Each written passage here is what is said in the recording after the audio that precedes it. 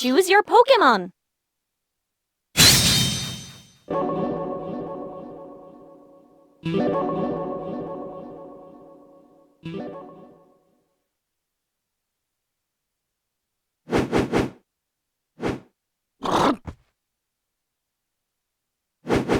In this course, I'll teach you a few techniques that should help you out in battle.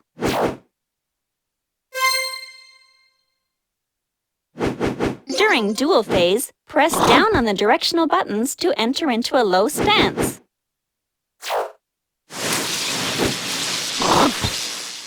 While in low stance, press the Y button to use a quick attack.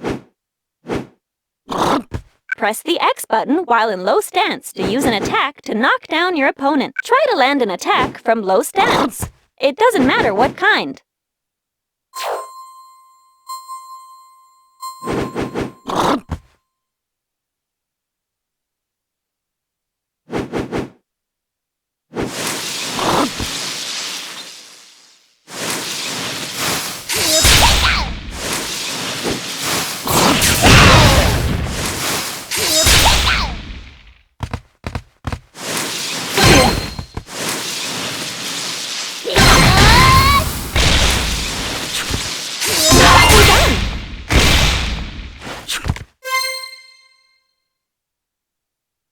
By pressing up on the directional buttons, your Pokémon will take a high stance.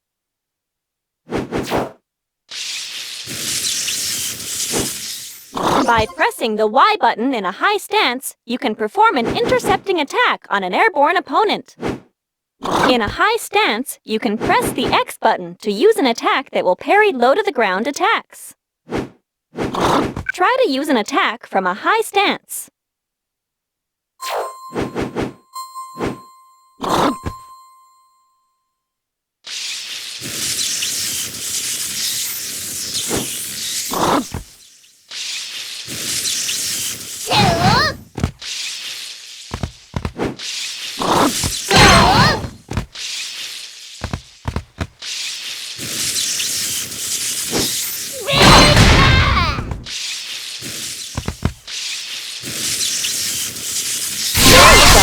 Now you're getting it!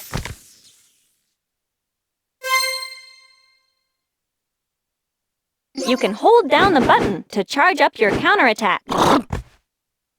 It'll take some time to charge, but you'll deal more damage, and you'll also get a combo for managing to land a hit.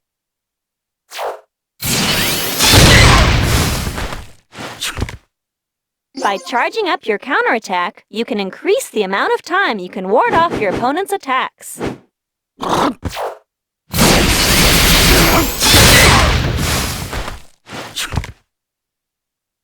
Try to charge up a counterattack.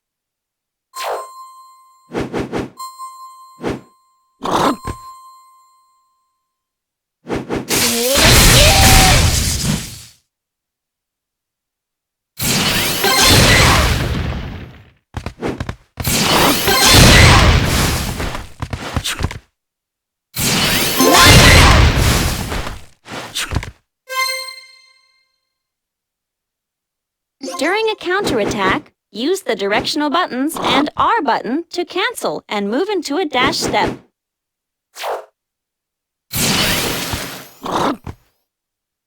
This is simply called a cancel. You can use counterattacks to deflect your opponent's attacks and then cancel.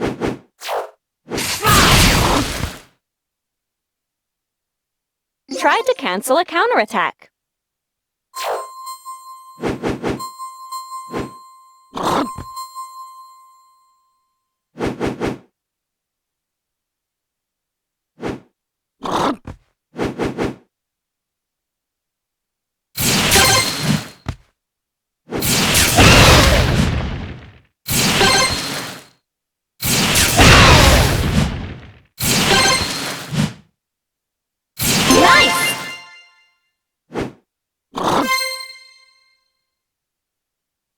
Piercing attacks are special moves that cannot be blocked by counterattacks.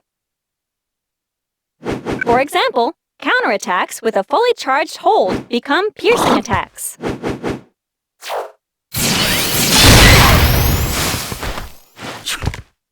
Your best bet with counterattacks is to take the initiative and get the first move in. In field phase, you can also hold the last hit of a homing attack to make it a piercing attack.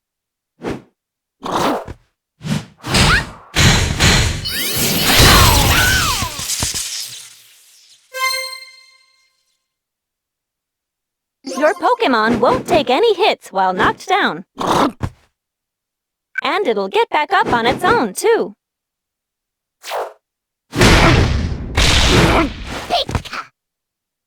But this will give your opponent the chance to move in for an attack, so you'll need to be careful. Depending on the attack, you may take some damage regardless of whether you had your block up or not.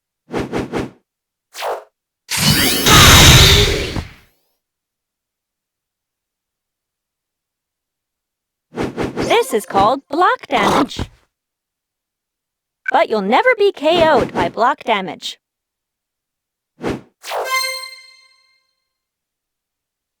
If you keep blocking against an attack, you'll notice that the block will start to turn red.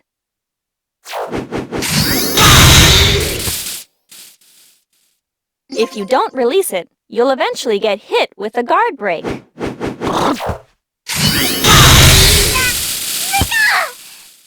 When you're hit with a guard break, you will be left momentarily defenseless. How many attacks you can endure before getting hit with a guard break depends on the Pokémon. Blocking is important, there's no doubt about it, but try not to get hit with a guard break. While in Synergy Burst, you won't be stunned from taking a few small hits. So you can move in for the attack without worrying about your opponent's ranged attacks one bit.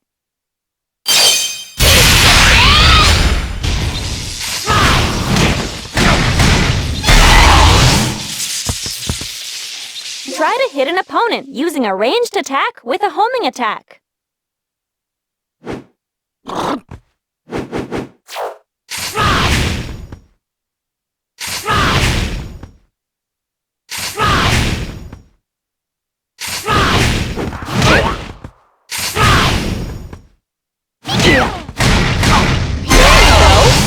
Getting it?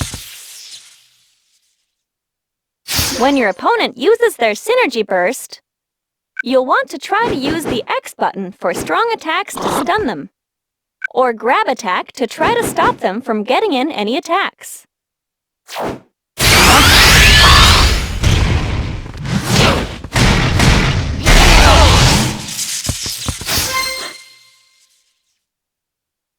You can link up one attack with the next. This is what we call a combo. Let's try to land a simple combo.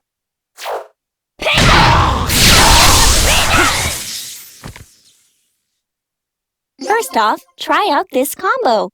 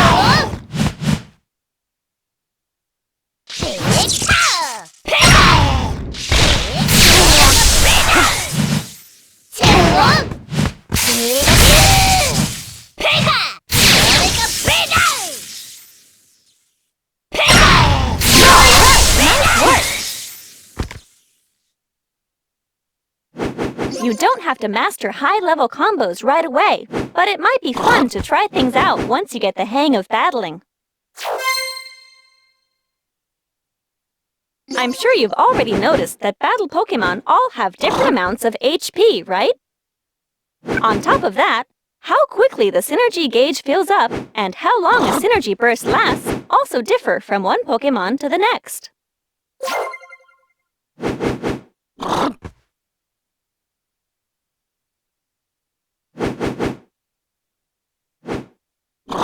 Crazy, right?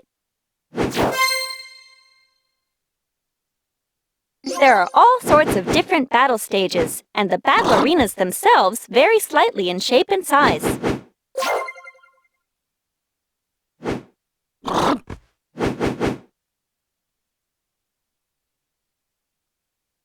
Battle Pokémon all have their strengths and weaknesses, and you'll have to be ready to switch up your fighting style from time to time. As you battle, your Pokémon will increase its skill level.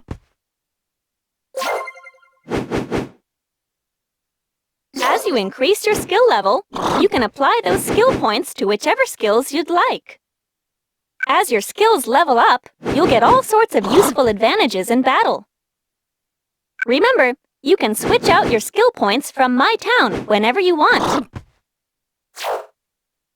Tutorial finished.